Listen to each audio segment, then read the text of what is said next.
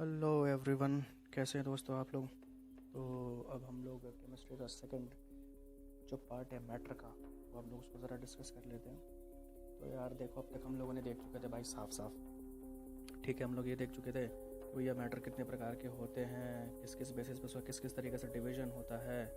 तो जो एक डिवीज़न था जिसको हम लोगों ने नाम दिया था states of matter on physical basis, यानी भौतिक आधार पर जो आपका डिवीज़न था, है ना, द्रव का, पदार्थ का जो डिवीज़न था, उसके बारे में ज़रा डिस्कशन कर लेते हैं। वो 5 प्रकार का था, तो ज़रा उसको डिटेल्स में देखते चलते हैं। देखो यार, जो सबसे पहला था वो सॉलिड होता है, ठीक है। सॉलिड जो होता है आपका, उसके बारे में अगर बात करें तो देखो उसकी खासियत क्या क्या है। इंटरमॉलिक्यूलर स्पेस, देखो दो मॉलिक्यूल्स जो हैं, दो मॉलिक्यूल्स के बीच का जो स्पेस होता है ना। देखो इतने सारे अंदर मॉलिक्यूल सॉलिड के अंदर बने हुए हैं, उसके अंदर का जो स्पेस है दैट इज़ इंटरमॉलिक्यूलर स्पेस। ये बहुत कम होता है, बहुत चिपके होते हैं आपस में, ठीक है।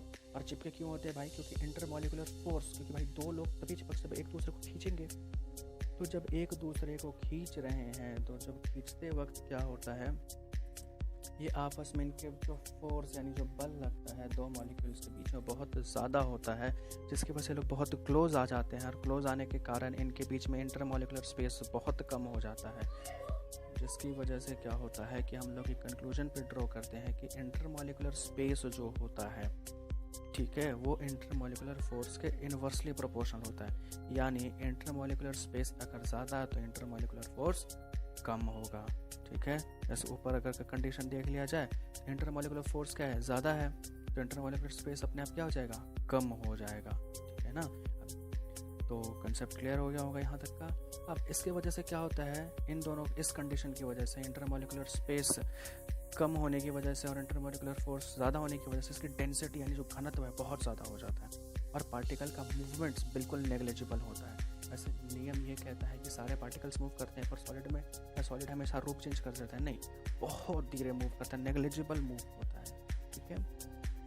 अब जो सॉलिड होता है वो दो प्रकार का होता है, एक क्रिस्टलाइन सॉलिड होता है या नॉन क्रिस्टलाइन, या जिसको अमेरफस सॉलिड हम लोग कहते हैं, ठीक है। जो क्रिस्टलाइन सॉलिड होता है, इसमें जितने पार्टिकल्स होते हैं ना, सारे ऑर्गेनाइज्ड होते हैं। मतलब ऐसा नहीं है कि भाई सब एक पार्टिकल यहाँ है तो एक पार्टिकल वहाँ होगा, नहीं, ऐसा नहीं, सारे पार्टिकल्स प्रॉपर अरेंजमेंट में होते हैं। और नॉन क्रिस्टलाइन में जितने पार्टिकल्स होते हैं वो ऑर्गेनाइज्ड होते हैं, कोई कहीं भी रह सकता है, यानी पार्टिकल्स का बेसिक बढ़िया से शेप साइज नहीं पता चलेगा आपको। एग्जांपल में डायमंड देख लो, डायमंड का सारा पार्टिकल्स अरेंज रहता है, ठीक है, इसलिए उसकी कीमत देखो सिंपल सा है। ये सॉलिड का जो फॉर्म हम लोग को लाइफ भी सिखा रहा है, ये अरेंज रहोगे तो ज़्यादा दाम होगा। जैसे डायमंड अरेंज्ड है, ज़्यादा दाम है मार्केट में। रबर और ग्लास अरेंज्ड नहीं है, इसलिए मार्केट में ज़्यादा दाम नहीं है, ठीक है। तो इस तरीके से भाई सॉलिड किस तरह के हो गए, दो प्रकार के हो गए, क्रिस्टलाइन और नॉन क्रिस्टलाइन सॉलिड हो गए। चलिए अब लिक्विड की ज़रा बात कर ले दोस्तों। तो लिक्विड की अगर बात जहाँ पे आती है हमारी, तो लिक्विड जो है हमारा, इसमें देखा जाए तो जो गैस होता है, गैस के मुकाबले इसका इंटरमॉलिक्यूलर स्पेस वो क्या है, कम, सॉरी, इंटरमॉलिक्यूलर स्पेस की अगर बात करें, ठीक है ना, तो सॉलिड के मुकाबले ज़्यादा और गैस के मुकाबले कम है इंटरमॉलिक्यूलर स्पेस, ठीक है। और इंटरमॉलिक्यूलर फोर्स की बात करें तो जस्ट उल्टा कर देने का है, यानी सॉलिड के मुकाबले इसका इंटरमॉलिक्यूलर फोर्स कमज़ोर है और गैस के मुकाबले इंटरमॉलिक्यूलर फोर्स ज़्यादा है।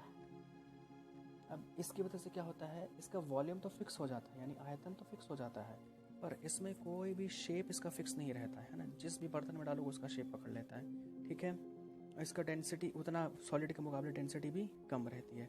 और मोशन ऑफ पार्टिकल की बात करें इसमें, तो पार्टिकल का मोशन क्या होगा, सॉलिड के मुकाबले ज़्यादा और गैस के मुकाबले कम होगा। मैंने ऊपर एक्सप्लेन कर दिया है क्यों, क्योंकि भैया इंटरमॉलिक्यूलर फोर्स जितना ज़्यादा उतना कम मूवमेंट होने वाला है, क्योंकि एक दूसरे को पकड़ के रखेंगे वो लोग। अब गैस की बात करते हैं, तो देखो यार, गैस का कोई ना फिक्स शेप होता है, ना कोई फिक्स वॉल्यूम होती है, ना कोई फिक्स साइज होता है, वो कहीं भी कुछ भी मूवमेंट करते रहता है। इसके जो पार्टिकल का जो मोशन होता है सबसे ज़्यादा होता है, मैक्सिमम हम लोग ऊपर देख चुके हैं। तो इंटरमॉलिक्यूलर फोर्स जो होता है वो सबसे न्यूनतम होता है, तभी तो ज़्यादा आराम से घूम फिर रहे हैं लोग, एक दूसरे को पकड़ के नहीं रखे हुए हैं, यानी नेग्लिजिबल ही होता है इंटरमॉलिक्यूलर फोर्स, यानी दो मॉलिक्यूल्स के बीच का फोर्स ना के बराबर ही होता है। और इंटरमॉलिक्यूलर स्पेस तो पूछो ही मत, सबसे ज़्यादा होता है। अब देखो गैस भी दो प्रकार का होता है, एक गैस होता है रियल गैस, एक होता है आइडियल गैस, यानी वास्तविक और आदर्श गैस। जो गैस उच्च टेम्परेचर पर यानी हाई टेम्परेचर पर गैस के नियमों का पालन करते हैं वो रियल गैस कहलाते हैं, और जो गैस इस तरीके का यानी हाई टेम्परेचर की जगह नॉर्मल स्टेट में गैस के नियमों का पालन करें वो आइडियल गैस कहलाते हैं। अब गैस लॉ की बात कर रहे हैं तो गैस लॉ है कौन कौन सा ज़रा देख लीजिए। सबसे पहला गैस लॉ आपका आता है बॉयल्स लॉ। बॉयल्स लॉ ये कहता है कि भाई अगर कांस्टेंट टेम्परेचर रहे, ठीक है ना, तो जो गैस होगा वो प्रेशर, जो प्रेशर एग्जर्ट करता है वो वॉल्यूम के इन्वर्सली प्रोपोर्शनल होगा, ठीक है। यानी जो भी प्रेशर गैस एग्जर्ट करने वाला है, जैसे हम टायर ट्यूब भरते हैं ना, वो सेम कंडीशन बॉयल्स लॉ वहाँ पे फॉलो होता है। अब गर्मी के टाइम पे क्या होता है, गर्मी ज़्यादा हुआ, ठीक है, गर्मी ज़्यादा होने की वजह से क्या होता है, अगर गर्मी कांस्टेंट है, ठीक है, टेम्परेचर हमने क्या कर रखा है, कांस्टेंट कर रखा है, तभी हम लोग एक नॉर्मल फिक्स वॉल्यूम पे टायर में हवा भर पाते हैं, ठीक है। अब अगर चार्ल्स लॉ की बात करें तो चार्ल्स लॉ हम लोग को ये कहता है कि अगर अब प्रेशर को कांस्टेंट कर दिया जाए, यानी दाब जो है कांस्टेंट है, बट अगर कांस्टेंट दाब है और वॉल्यूम जो एयर ऑक्यूपाई कर रखा है किसी भी स्पेस के अंदर, तो भाई साहब जैसे ही टेम्परेचर बढ़ेगा ना तो वॉल्यूम भी बढ़ना शुरू हो जाएगा। तब जब दाब कांस्टेंट है। अब ट्रक का देखो, गर्मी के टाइम में ट्रक के स्टैक चलते चलते फट जाते, क्यों, ये प्रेशर तो कांस्टेंट बना हुआ है, बट भाई टेम्परेचर बढ़ रहा है, तो टेम्परेचर बढ़ने की वजह से वॉल्यूम बढ़ेगा, वॉल्यूम बढ़ेगा तो भैया गैस को स्पेस चाहिए, तो स्पेस नहीं मिलेगा तो क्या होगा, टायर ब्लास्ट हो जाएगा। तो ये चार्ल्स लॉ का नियम है, ठीक है, चार्ल्स लॉ हम लोग के द्वारा। अब एवोगैड्रोस बोलता है, सिंपल सा कंसेप्ट है, एक भी जो मोल होता है, मॉलिक्यूल्स होता है, एक मॉलिक्यूल्स में कितने मोल्स होते हैं, मोल्स मतलब कि एक क्यूबिक सेंटीमीटर में, ठीक है ना, कितने सारे पार्टिकल्स आ सकते हैं, ठीक है। तो वी जो होता है, जो भी वॉल्यूम होगा वो एन का डायरेक्टली प्रोपोर्शनल होगा, यानी कि जितने ज़्यादा पार्टिकल्स होंगे उतने ज़्यादा वॉल्यूम बढ़ा हो जाएगा उस गैस का, ठीक है। यानी volume of gas is directly proportional to mole of particles, ठीक है। जो भी मोल है, जितना जो पार्टिकल्स होते हैं, कितने सारे मोल्स उपस्थित हैं, जितना ज़्यादा मोल उतना ज़्यादा गैस का वॉल्यूम। तो एन का जो वैल्यू होता है, जिसको हम लोग एवोगैड्रोस नंबर कहते हैं, वो होता है 6.023 × 10⁻23 मोल्स होते हैं, ठीक है। अब इक्वेशन ऑफ आइडियल गैस, ये क्या होता है, P V is equals to NRT, ठीक है। इसको ज़्यादा डिटेल में समझने का नहीं है, बस इतना जान लो, प्रेशर और वॉल्यूम का अगर देखा जाए, है ना, प्रेशर और वॉल्यूम अगर एक साथ है, कांस्टेंट इनको रखा जाए, तो हमारा जो आर टी के बराबर होगा, ठीक है ना, टेम्परेचर के बराबर होता है, ठीक है, रियल गैस का कंडीशन।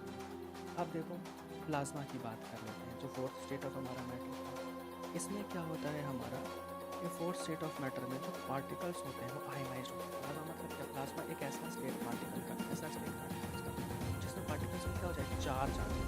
जो भी चार्ज वाले पार्टिकल्स होते हैं ना, वो किस फॉर्म ऑफ मैटर को रिप्रेजेंट करते हैं, प्लाज्मा फॉर्म ऑफ मैटर। जैसे नियॉन, हवाई, ट्यूबलाइट में सब सारे चार्ज पार्टिकल्स होते हैं, पहले चार्ज होते नहीं है, अब जैसे ये चार्ज के रूप में परिवर्तित हो गए तो पर चार्ज आ गया, तो किस तरीके के पार्टिकल्स को कहलाने लगेंगे, प्लाज्मा को कहलाने लगेंगे।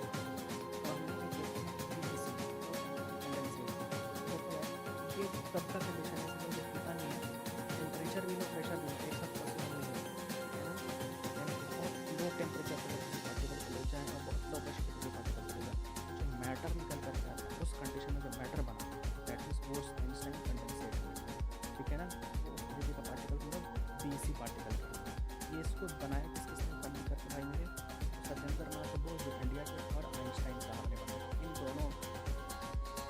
इन दोनों के द्वारा मिलकर के बनाया हुआ था। तो इस चीज़ के लिए सत्येंद्र नाथ बोस को 2001 में नोबेल प्राइज से पुरस्कृत किया गया था। उसने बहुत महान कार्य किया है, लेकिन आइंस्टाइन की थ्योरी को मिला करके उन्होंने सत्येंद्र नाथ बोस ने बीईसी नाम का एक नया मैटर तैयार किया। तो ये आपका मैटर का अब तक का सारा फंडा, ठीक है। तो वो वापस तो सब कुछ क्लियर हो गया होगा, और बाकी मैटर का जो पार्ट